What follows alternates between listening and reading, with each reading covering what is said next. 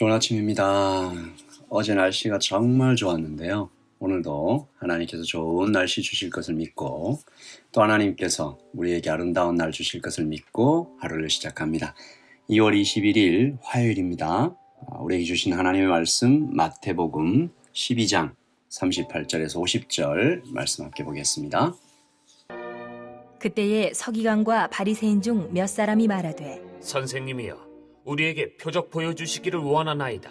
예수께서 대답하여 이르시되 악하고 음란한 세대가 표적을 구하나 선지자 요나의 표적밖에는 보일 표적이 없느니라. 요나가 밤낮 사흘 동안 큰 물고기 뱃속에 있었던 것 같이 인자도 밤낮 사흘 동안 땅속에 있으리라. 심판때에 니느웨 사람들이 일어나 이 세대 사람을 정죄하리니 이는 그들이 요나의 전도를 듣고 회개하였음이거니와 요나보다 더 큰 이가 여기 있으며 심판때에 남방 여왕이 일어나 이 세대 사람을 정죄하리니 이는 그가 솔로몬의 지혜로운 말을 들으려고 땅 끝에서 왔음이거니와 솔로몬보다 더 큰 이가 여기 있느니라. 더러운 귀신이 사람에게서 나갔을 때에 물 없는 곳으로 다니며 쉬기를 구하되 쉴 곳을 얻지 못하고 이에 이르되 내가 나온 내 집으로 돌아가리라 하고 와보니 그 집이 비고 청소되고 수리되었거늘 이에 가서 저보다 더 악한 귀신 7을 데리고 들어가서 거하니 그 사람의 나중 형편이 전보다 더욱 심하게 되느니라. 이 악한 세대가 또한 이렇게 되리라. 예수께서 무리에게 말씀하실 때에 그의 어머니와 동생들이 예수께 말하려고 밖에 섰더니 한 사람이 예수께 여짜오되 보소서, 당신의 어머니와 동생들이 당신께 말하려고 밖에 서 있나이다. 하니 말하던 사람에게 대답하여 이르시되 누가 내 어머니이며 내 동생들이냐? 하시고 손을 내밀어 제자들을 가리켜 이르시되 나의 어머니와 나의 동생들을 보라. 누구든지 하늘에 계신 내 아버지의 뜻대로 하는 자가 내 형제요 자매요 어머니이니라 하시더라. 아멘. 하나님의 말씀입니다. 한 번 더 읽으시면서 묵상하시겠습니다.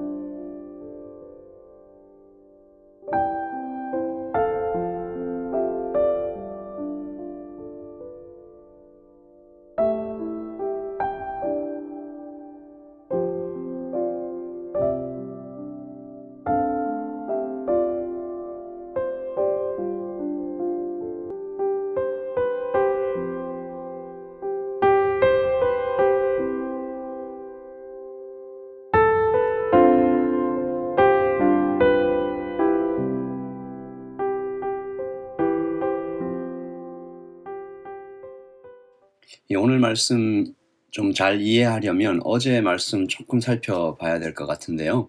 어제 본문이었는데 22절 말씀이죠. 그때에 귀신 들려 눈 멀고 말 못하는 사람을 데리고 왔거늘 예수께서 고쳐주심에 그 말 못하는 사람이 말하여 보게 된지라. 이 귀신을 쫓아내달라는 요청이 있었고 예수님께서 고쳐주셨죠. 하지만 그 광경을 보고 바리새인들은 사람이 살고 죽는 거엔 관심이 없고 예수님을 정죄하고 몰아붙입니다. 귀신의 왕 바알세불의 힘을 빌려 귀신을 쫓아낸 것 아니냐 수군수군한 거죠. 예수님께서 그것을 아시고 강하게 책망하십니다. 32절 말씀이었는데요. 누구든지 말로 성령을 거역하면 이 세상과 오는 세상에서도 사심을 얻지 못하리라. 성령님을 모독하지 마라. 예수님은 그들에게 독사의 자식들이라 라고 하면서까지 아주 강하게 책망하셨습니다. 여러분, 성령을 거역하고 모욕하는 죄가 큰 거예요. 단순한 실수나 충동적으로 하나님을 원망하거나 욕할 수는 있겠죠. 그러면 안 되지만 하나님은 사람이 힘들 때 무슨 말까지 하는지 잘 알고 계십니다. 그렇게 실수하는 것 하나님께서 봐주세요.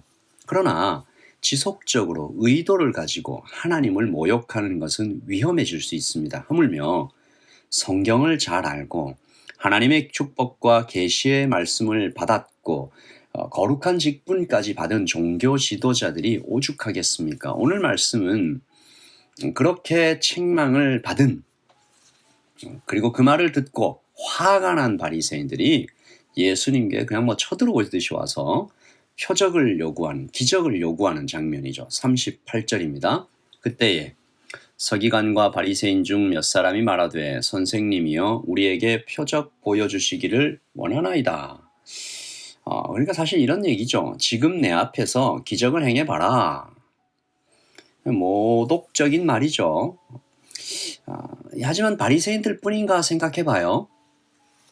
우리 모두 눈으로 보는 것을 좋아하죠. 나타나는 현상과 기적에 주목하기 마련입니다. 이것이 잘못된 것은 아니지만 자칫하면 주님 아닌 다른 것에 마음을 뺏길 수가 있는 것이죠. 어떤 분이 이런 말씀을 하셨는데 나의 만족이 어디서 멈추는지 주목해 봐야 된다. 이게 무슨 말이냐 하면 눈으로 보는 것에 그냥 거기에 만족해서 머물러 있으면, 나타나는 기적에 너무 좋아서 그냥 거기에 머물러 있으면 주님을 더 알고 싶고 주님을 더 사랑해서 그 말씀을 들여다보고 싶고 더 기도하고 싶고 이런 게 아니라 그냥 그 표적에만, 주님께서 그러지 말라라고 얘기하시면서 내가 너에게 보여줄 것은 요나의 표적밖에는 없다라고 얘기하셨습니다. 여러분, 이 요나의 표적이 뭘까요? 주님은 왜 이렇게 말씀하셨을까요? 말씀은 요나가 행한 어떤 것을 의미하는 것이 아닙니다. 바로 다음 구절을 읽어보면 알 수 있는데 40절이죠.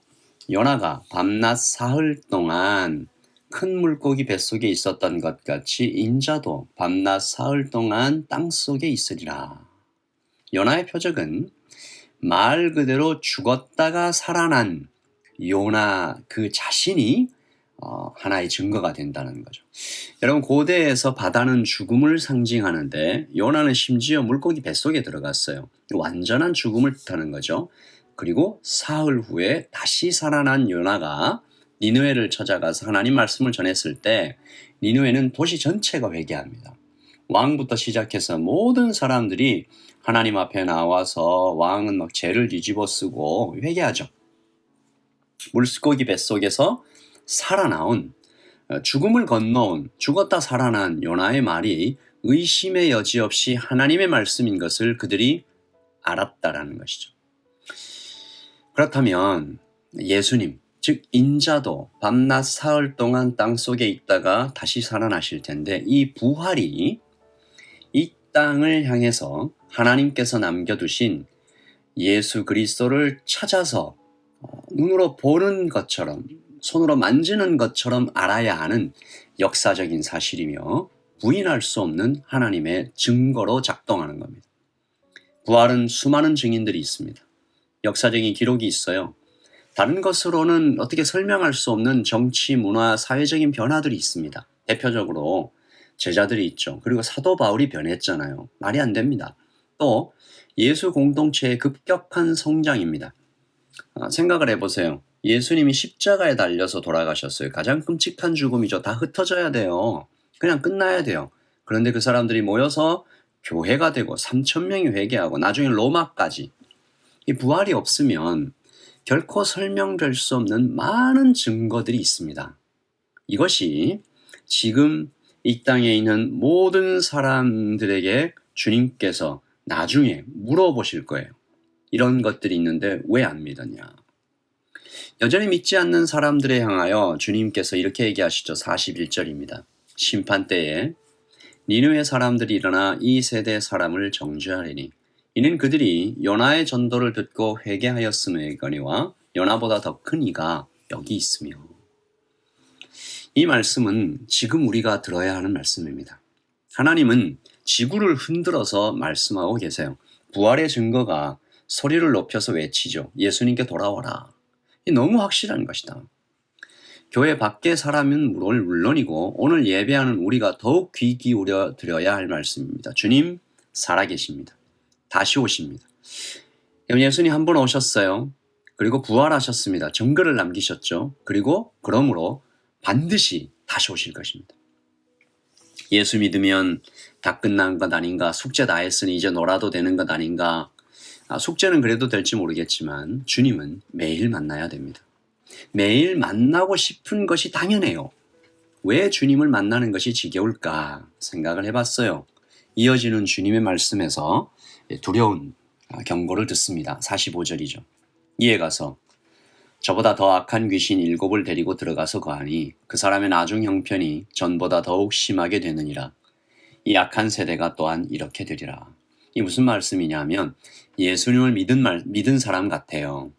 더러운 귀신이 사람에게서 나갔어요. 그래서 정말 깨끗해졌어요.